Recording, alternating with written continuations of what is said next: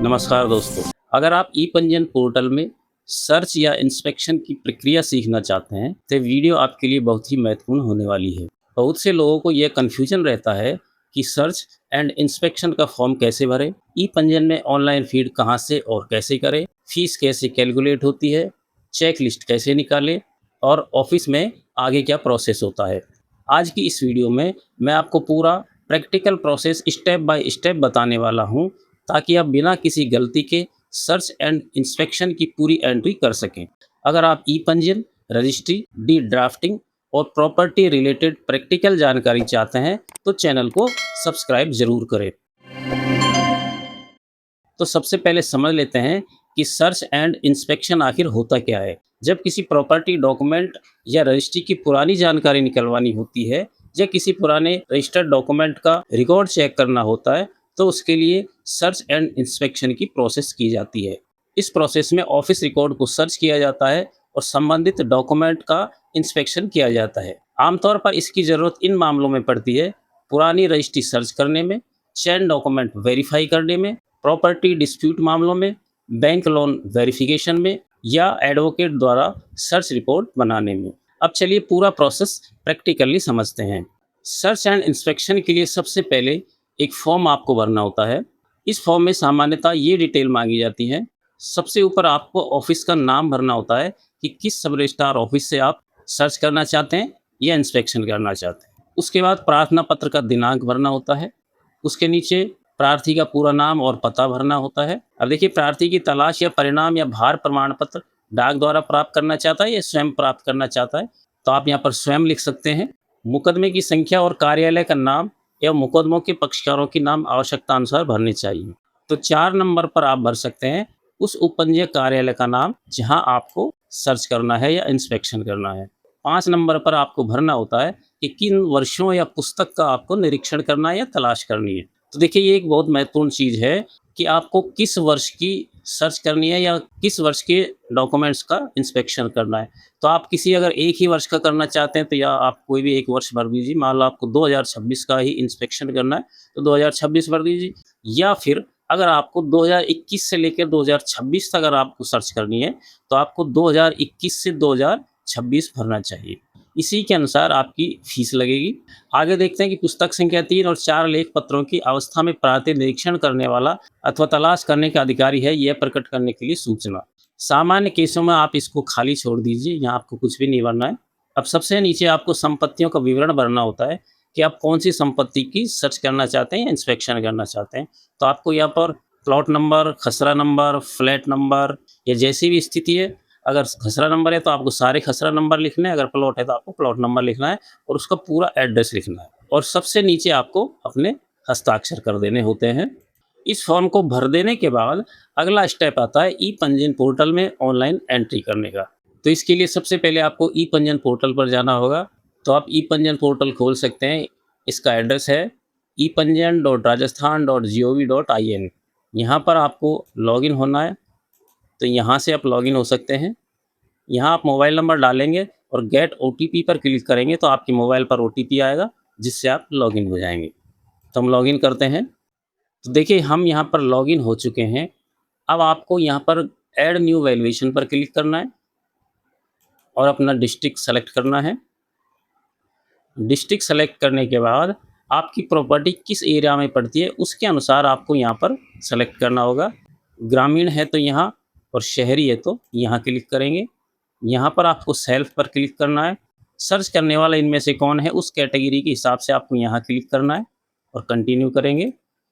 उसके बाद आपको यहाँ पर डॉक्यूमेंट टाइप लेना होता है, तो आप यहाँ सर्च करेंगे। सर्च में आपको सर्च ही सर्च करना है, तो इंस्पेक्शन एंड सर्च इसको क्लिक करेंगे।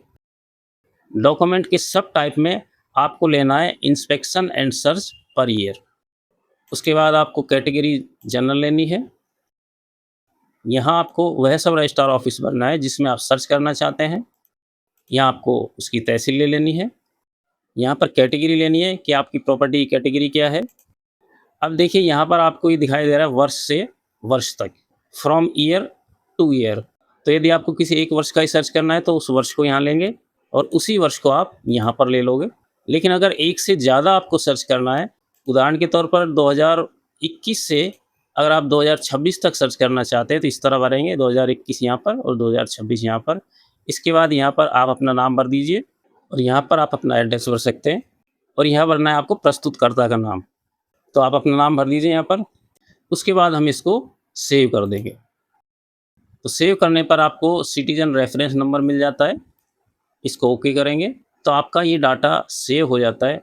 अब आपको कैलकुलेट ड्यूटी पर क्लिक करना है। यहाँ आपको करंट डेट ले लेनी है। यहाँ आपको कुछ भी नहीं भरना है, 0 ही रहने देना है और कैलकुलेट एंड सेव पर क्लिक करेंगे। उसके बाद प्री वैल्यूएशन रिपोर्ट पर क्लिक करेंगे तो आपके द्वारा भरी गई सारी सूचनाएं आपके सामने आ जाएंगी। इसमें आपको फ़ीस दिखाई देगी कि आपको कितनी फ़ीस देनी है। तो हमने यहाँ पर 6 साल के लिए भरा था तो आपको देखो 600 रुपये फ़ीस देनी होगी, यानी कि प्रत्येक वर्ष की आपको 100 रुपये फ़ीस देनी होती है। आप जितने भी वर्ष का सर्च करना चाहते हैं तो 100 रुपये प्रति वर्ष के हिसाब से आपको फ़ीस देनी होगी। आप इसको यहाँ से प्रिंट कर सकते हैं। इसके बाद आपको पार्टी डिटेल पर क्लिक करना है।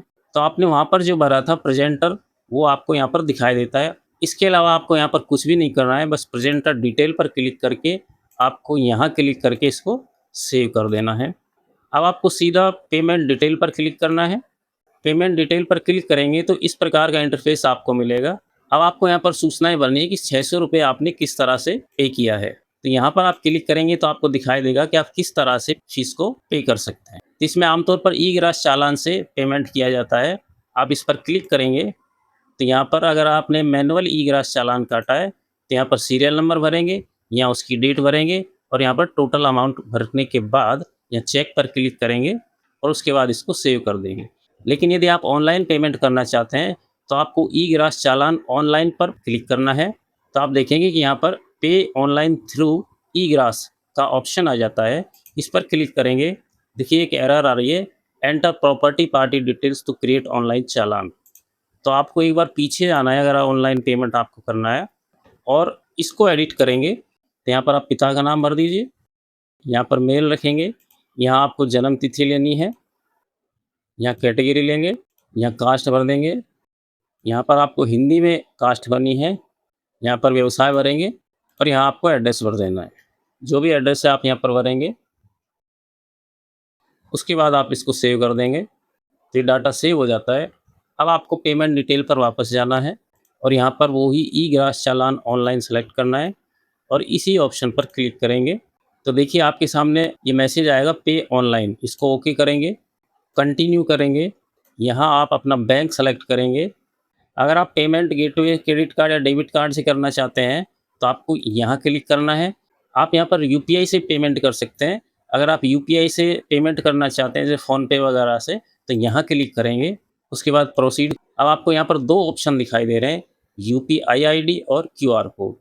तो आपको अगर यूपीआई आईडी का पता है तो आप यहाँ पर भर के वेरीफाई कर सकते हैं, या फिर आप क्यूआर कोड पर जब क्लिक करेंगे तो एक क्यूआर कोड आपके सामने आ जाएगा और अपने यूपीआई आईडी से इस क्यूआर कोड को स्कैन करके आप सीधा ही यहाँ पर पेमेंट कर देंगे।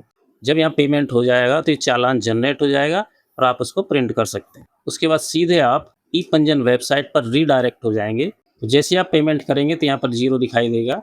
उसके बाद आप इसको सेव कर देंगे। इसके बाद आपको फाइनलाइज और एग्जिट पर क्लिक करना है और उसके बाद चेक लिस्ट का प्रिंट ले लेना है। इस चेक लिस्ट में पूरी एप्लीकेशन की समरी होती है, जैसे एप्लीकेंट की डिटेल, डॉक्यूमेंट डिटेल और आपने किस वर्ष के लिए इंस्पेक्शन या सर्च का ऑप्शन लिया है वो भी आपको यहाँ दिखाई देगा। आपको अपनी फीस दिखाई देगी। अब आपको ये तीनों पेपर एक साथ अटैच करने हैं, आपका भरा हुआ फॉर्म, चेक लिस्ट का प्रिंट और फी रिसिप्ट। अब ऑफिस में संबंधित काउंटर या कंप्यूटर ऑपरेटर के पास एप्लीकेशन जमा करवाई जा सकती है। ऑपरेटर सिस्टम में आपके CRN नंबर को एंटर करके फीस को वेरीफाई करता है। अगर सभी डिटेल सही होती हैं तो आगे इंस्पेक्शन प्रोसेस प्रोसीड कर दी जाती है। इसके बाद कंप्यूटर ऑपरेटर आपके लिए सर्च एंड इंस्ट्रक्शन की रिसिप्ट जनरेट करता है। यह रिसिप्ट आगे रेफरेंस के लिए बहुत इंपॉर्टेंट होती है, तो इस रिसिप्ट को आप ज़रूर संभाल कर रखें। उम्मीद करता हूं कि ई पंजीयन में सर्च एंड इंस्पेक्शन फीड करने की पूरी प्रोसेस आपको अच्छे से समझ आ गई होगी। अगर वीडियो हेल्पफुल लगी हो तो वीडियो को लाइक करें, शेयर करें और चैनल को सब्सक्राइब करें। और अगर आपको कोई सवाल हो तो कमेंट में ज़रूर लिखें। तो मिलते हैं अगले वीडियो में एक नई जानकारी के साथ। तब तक के लिए नमस्कार, धन्यवाद।